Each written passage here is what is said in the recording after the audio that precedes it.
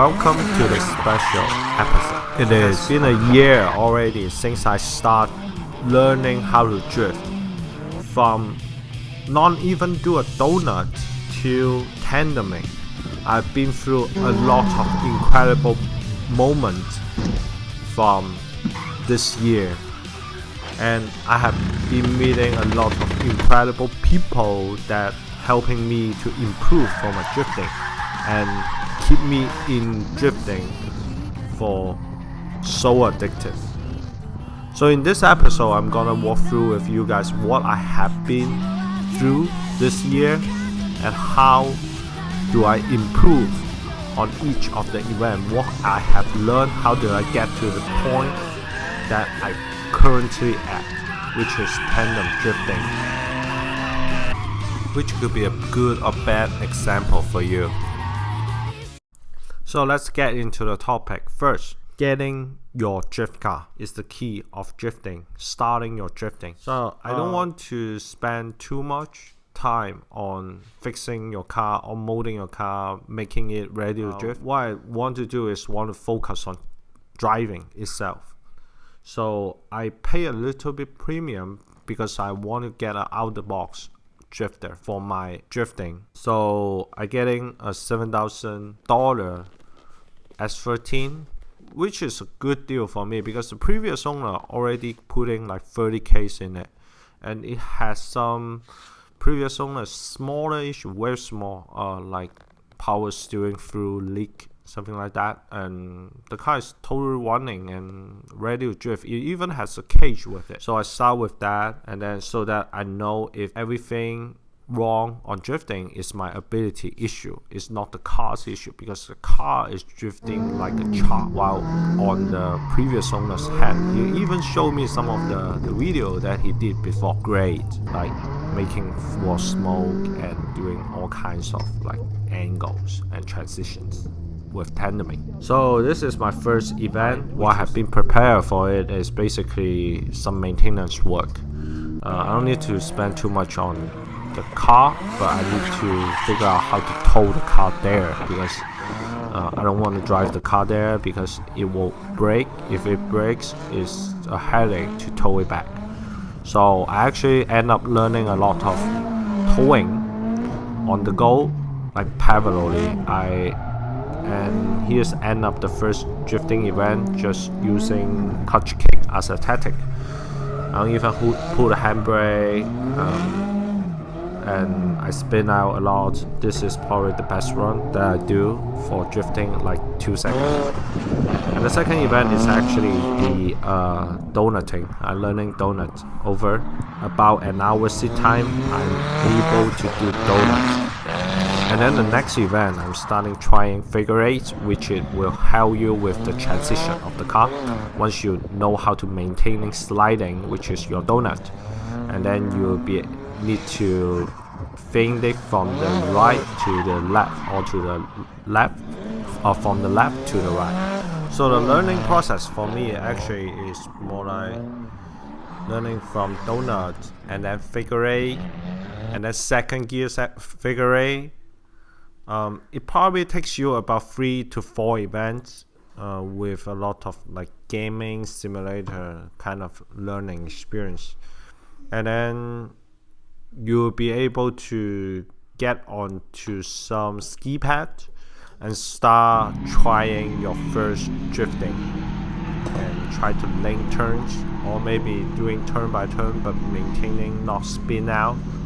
So after about 5 events, I'm going back to Stockton Island where I begin drifting, and it is a very narrow track. And also, that is the place I end up with my first crashing.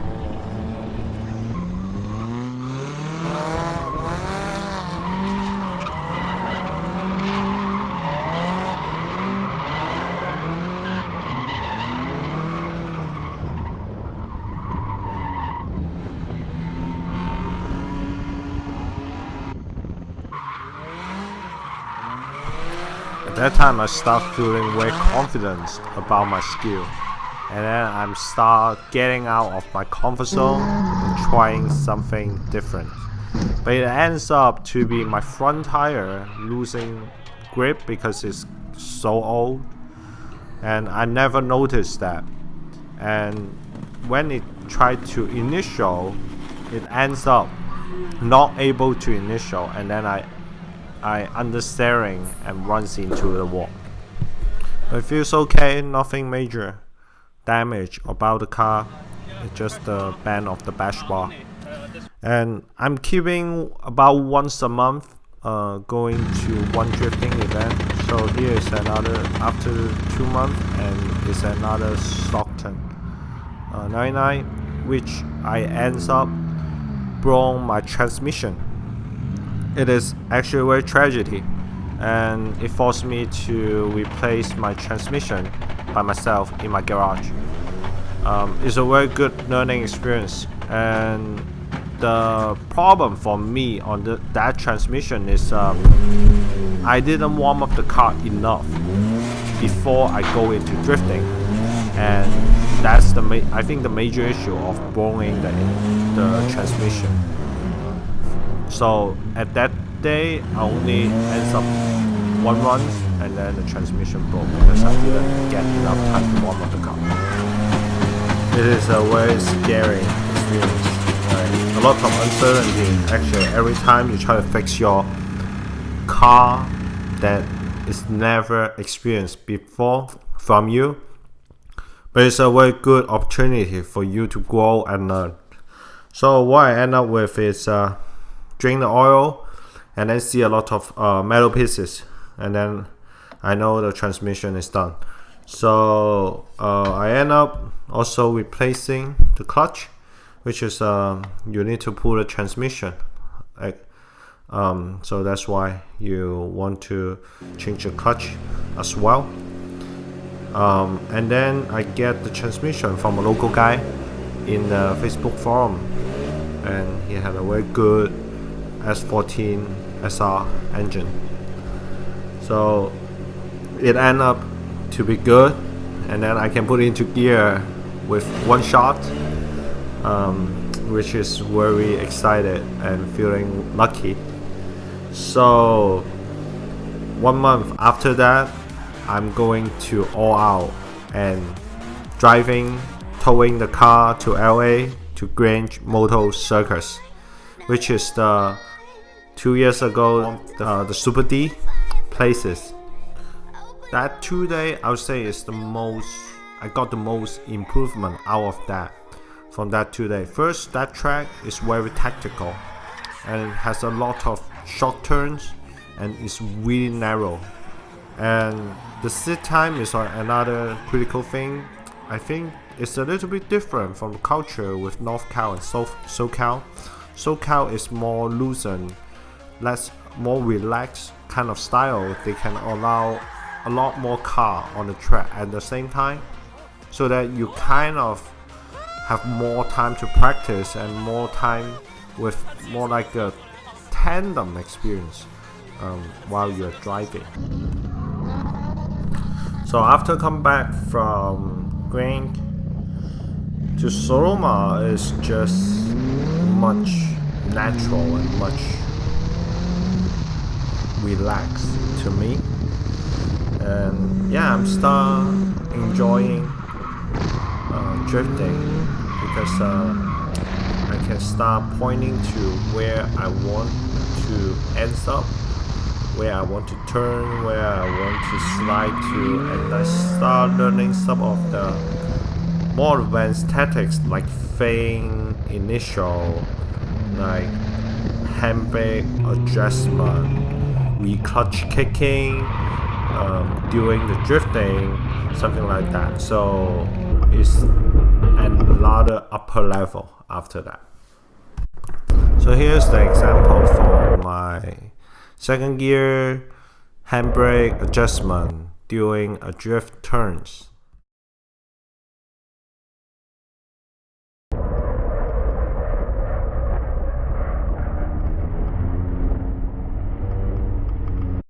So this is the end of the year Sonoma Winter Jam, which is a big drifting festival in North Cal. A lot of great drift driver, professional, unprofessional, grassroots, advanced drivers will be here.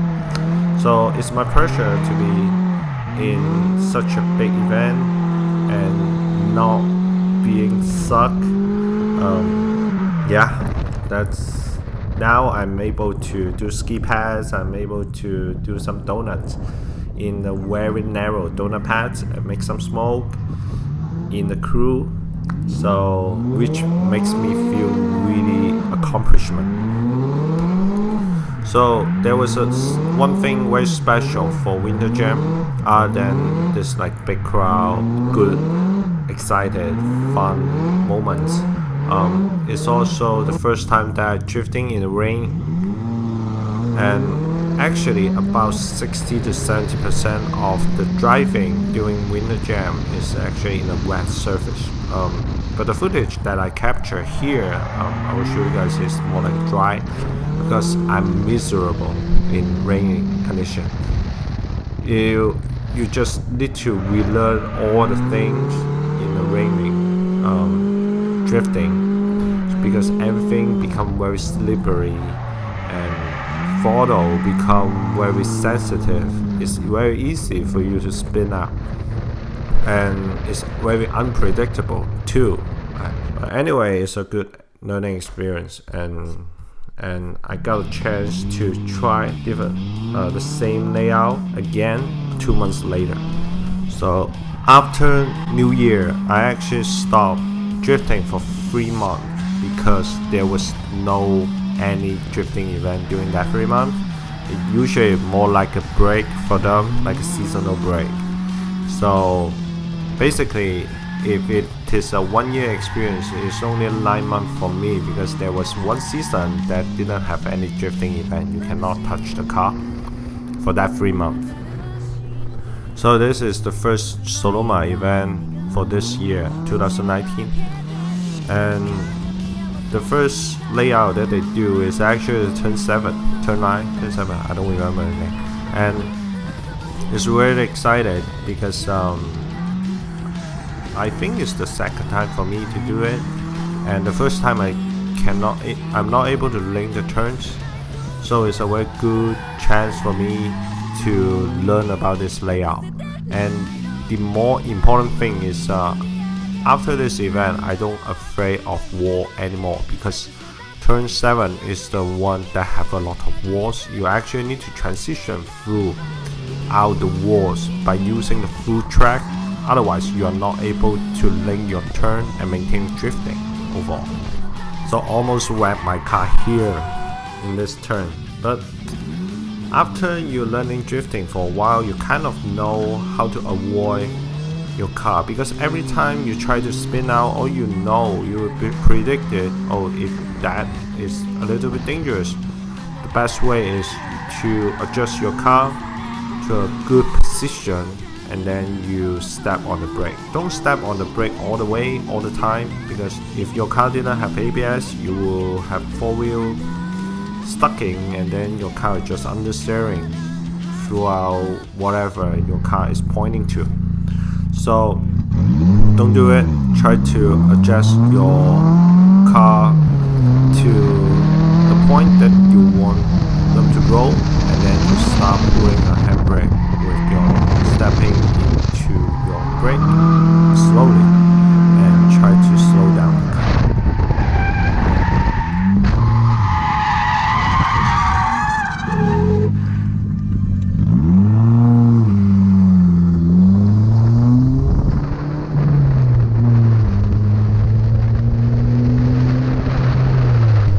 So here comes to May 2019. It's this time it is the most out from learning how to drift in the rain. The first time I drifted is in Sonoma Winter Jam. This one is actually I have enough seat time to figure out what's going to happen and how to adjust in the rain.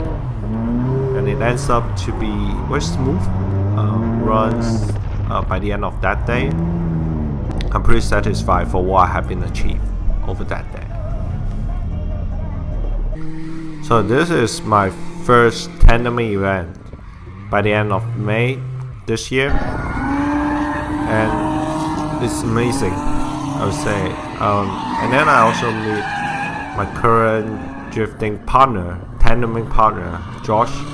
He's a really good driver. I think he's more experienced than I am. He said it's also his first time that time, so which is great. Like, you have the same experience drivers with you, that both of you didn't care run into each other by some time, because like if you drifting with an experienced guy, he kind of like scared to drift with you. If you know, or maybe you drift with some strangers that you don't know his level, or he doing like too aggressively with you, and then it might put both of you into danger, especially you are lead car, and then people will have like banging into your door or something. So always choose the best partner that you can trust, and you understand his skill. You kind of like learning with each other's driving style and behavior habits over the time, and stay dedicated to that guy so that you could always improve together. I think that's all I learned from so far the tandeming experience. And then every month right now I giving a 2-day event for tandeming. So it is great improvement over the time, and every time I get closer and closer.